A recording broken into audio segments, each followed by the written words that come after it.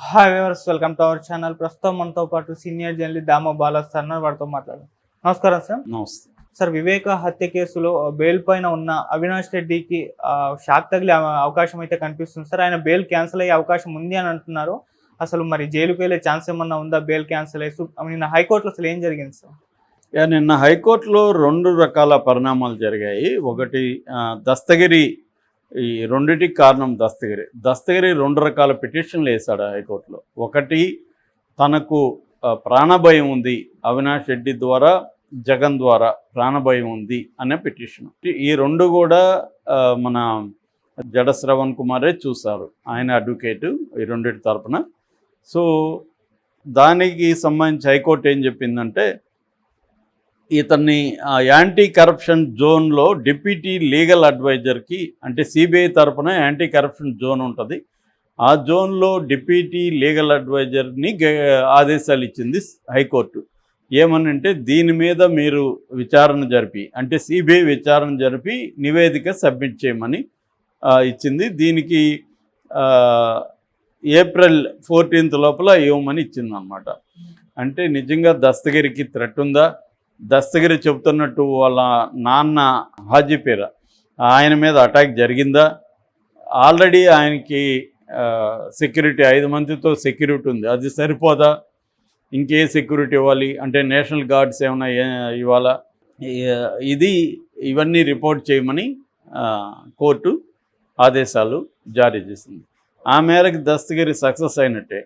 రెండవ విషయంలో అన్నిటికంటే ఇంపార్టెంట్ ఏంటంటే, అవినాష్ రెడ్డికి ఇచ్చిన ముందస్తు బెయిల్ని రద్దు చేయమని దస్తగిరి వెళ్ళాడు. అయితే దస్తగిరి ఏ కారణాలతో రద్దు చేయమని వెళ్ళాడంటే, అవినాష్ రెడ్డి వల్ల నాకు ప్రాణభయం ఉంది, అవినాష్ రెడ్డి సాక్షులను బెదిరిస్తున్నాడు, అందుకని ఇతను అవినాష్ రెడ్డి బయట ఉంటే నా ప్రాణాలకు ప్రమాదం కాబట్టి ఇతనికి బెయిల్ రద్దు చేయండి అని. ఈ క్లాజు కూడా ఇంపార్టెంట్ క్లాజు. ఎందుకంటే మామూలుగా ఎప్పుడైనా బెయిల్ ఇచ్చేటప్పుడు 3 విషయాలు తీసుకుంటారు. మూడిట్లో ఒకటి ఏంటంటే ఫ్లైట్ రిస్క్, అంటే ఇతను విదేశాలకు ఏమైనా పారిపోతాడా అనేది నెంబర్ 1. నెంబర్ 2, సాక్ష్యాధారాలని తారుమారు చేస్తాడా అనేది నెంబర్ 2. నెంబర్ 3, సాక్షుల్ని బెదిరిస్తాడా, లేకపోతే సాక్షుల్ని మ్యానిపులేట్ చేస్తాడా, ఇన్ఫ్లుయెన్స్ చేస్తాడా అనేది 3వ విషయం. ఈ మూడిట్లో సాక్షాత్ ఇతను అప్రూవర్గా మారాడు. అయితే ఇతను విట్నెస్ కాదు, కానీ అది కూడా పిటిషన్ పెండింగ్లో ఉంది, నన్ను విట్నెస్గా పరిగణించాలి అనేది కూడా అతను పిటిషన్ వేశాడు. సో ఏదేమైనా అతను ఇప్పటికైతే సాక్షి కాదు, అప్రూవర్, అంటే నిందితుడు అప్రూవర్గా మారాడు. అతను నాకు ఈ ముద్దాయి వల్ల ఇన్సెక్యూరిటీ ఉందని చెప్పినప్పుడు దాన్ని నిజంగా కానీ అతనికి ఉంటే అప్పుడు బెయిల్ క్యాన్సిల్ అయ్యే అవకాశాలు ఉన్నాయి. అంటే ఈ 2 పిటిషన్ లింక్డ్ అనమాట. తనకి సెక్యూరిటీ కావాలన్న పిటిషను, ఇతని బెయిల్ రద్దు చేయమని, అవినాష్ రెడ్డి బెయిల్ని రద్దు చేయమన్న పిటిషన్ కూడా ఇంటర్లింక్డ్. అయితే ఇక్కడ అవినాష్ రెడ్డి తరపున అడ్వకేట్ నిన్న నాకు వాదన చేశాడు. అదేం వాదన అంటే, ఒక కేసులో అప్రూవర్గా మారిన ముద్దాయి ఇతను హంతకుడు, తనే ఒప్పుకున్నాడు నేను హత్య చేశానని, గొడ్డలతో ఎలా నరికానో కూడా అతను డీటెయిల్గా చెప్పాడు.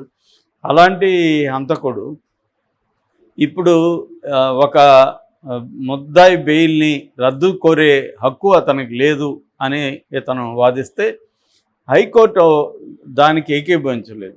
హైకోర్టు ఇంకొక ఎగ్జాంపుల్ చెప్పింది. అదేంటంటే 1 month బ్యాకే సుప్రీంకోర్టులో ఒక ఎన్ఐఏ కేసులో, నేషనల్ ఇన్వెస్టిగేటివ్ ఏజెన్సీ చేపట్టిన కేసులో ఒక అప్రూవర్కి ఇలాగే హక్కు ఉందా లేదా అన్న చర్చ వచ్చినప్పుడు డివిజన్ బెంచ్ అక్కడ క్లియర్గా చెప్పింది, అంటే హక్కు ఉంది, ఆ హక్కు అప్రూవర్కి ఉంటుంది అనేది చెప్పింది.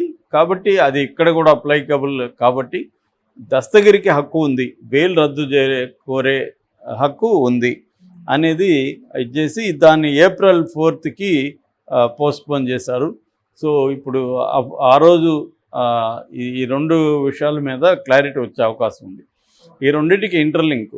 సో దస్తగిరికి కానీ నిజంగా ఇప్పుడున్న సెక్యూరిటీ సరిపోదు, జగన్ నుంచి తర్వాత అవినాష్ రెడ్డి నుంచి లైఫ్ థ్రెట్ ఉందని కానీ సిబిఐ నివేదిక ఇస్తే అప్పుడు ఆ నివేదిక ఆధారంగా అవినాష్ రెడ్డి బయట ఉంటే దస్తగిరికి ఇబ్బంది కాబట్టి బెయిల్ రద్దు చేసి అవినాష్ రెడ్డిని జైలుకి పంపించే అవకాశాలు ఉన్నాయి. అలాగా జరిగినప్పుడు అవినాష్ రెడ్డికి అది ఇబ్బంది, ఎందుకంటే అతను ఎంపీగా కంటెస్ట్ చేస్తూ ఉన్నాడు. సో తను వెళ్ళి క్యాంపెయిన్ చేయలేడు, ఆ రకంగా ఇబ్బంది.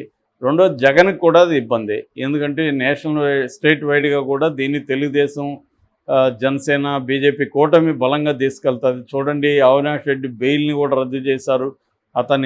అతను నేరం చేశాడని హైకోర్టు కూడా చెప్పింది. హైకోర్టు చెప్పలేదు, కానీ అలా వెళ్తుంది నెరేటివ్. చెప్పింది, చూసారా వివేకానంద చంపింది వీళ్ళే అన్న ఇది నెరేటివ్ తీసుకెళ్తారు. రెండోది జగన్ కూడా ఇండైరెక్ట్గా తన పేరు చెప్పలేదు, కానీ ఒక హంతకుడు బయట తిరుగుతున్నాడని చెప్పాడు. అది తన గురించే, అది దస్తగిరి గురించే.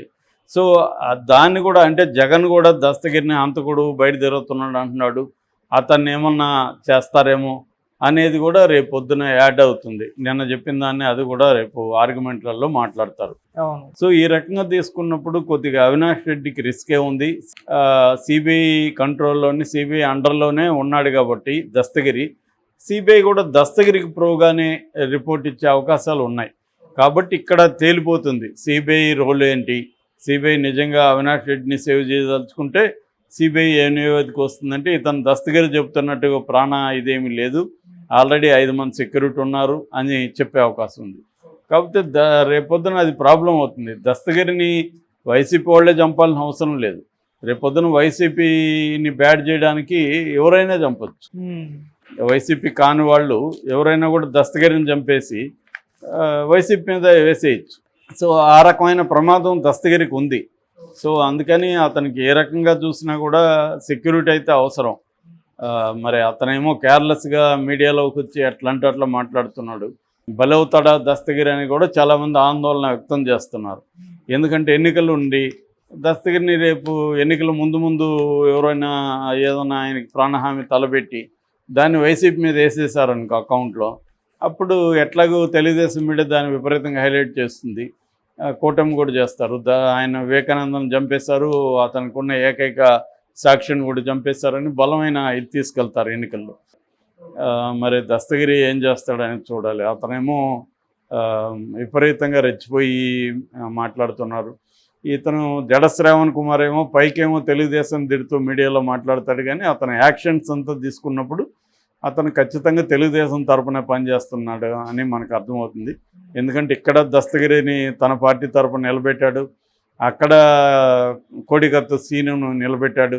క్లియర్గా అతను యాంటీ జగన్ స్టాండ్ ప్రాక్టీస్లో ఉంది. మాటల్లేమో చంద్రబాబుని, లోకేష్ని తిడుతూ ఇంటర్వ్యూలో ఇస్తున్నాడు. సో ఇదంతా ఏంటంటే, మామూలుగా ఎవరినైనా కూడా మనం చూడాల్సింది ఏంటంటే, అతను ఏం మాట్లాడుతున్నాడో పట్టించుకోవాల్సిన పనిలా, ఏం చేస్తున్నాడో చూడాలి. ఎప్పుడైనా యాక్షన్స్ ఇంపార్టెంట్, మాటలు ఇంపార్టెంట్ కాదు. సో అతని మాటలు చూసుకున్నప్పుడు తెలుగుదేశాన్ని తిడుతున్నట్టు ఉన్నాడు. అంటే నేను న్యూట్రల్ అని చెప్పుకోవడానికి ఎత్తు వేసినట్టు కనపడుతుంది. మొన్నటి వరకు అతను తెలుగుదేశాన్ని సపోర్ట్ చేస్తూ, జడ్జిలను కూడా విమర్శిస్తూ తెలుగుదేశం మీడియాలో విపరీతంగా ఫోకస్ అయిన జడ శ్రావణ్ కుమార్ సడన్గా తెలుగుదేశాన్ని ఎందుకు తిడుతున్నాడు? ఏ కారణాలు లేవు. అంటే క్లియర్గా అతను పోనీ తెలుగుదేశాన్ని తిడితే మరి వీళ్ళిద్దరిని జగన్ మీద ఎందుకు నిలబెట్టాడు? దస్తగిరికి జడ శ్రావణ్ కుమార్కి ఏం సంబంధం? కోడికత్తి సీనుకు జడ శ్రావణ్ కుమార్కి ఏం సంబంధం? ఒకే సంబంధం, జగన్ని బదనాం చేయాలనేదే అతని టార్గెట్ క్లియర్గా.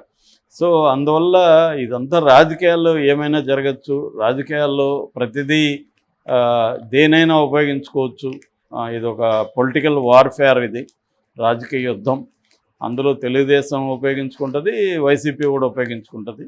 ఆ రకంగా తీసుకున్నప్పుడు ఇప్పుడు ఎవరిది పై చేయి అవుతుంది ఈ విషయంలో అనేది చూడాలి మనం. Okay sir, thank you so much.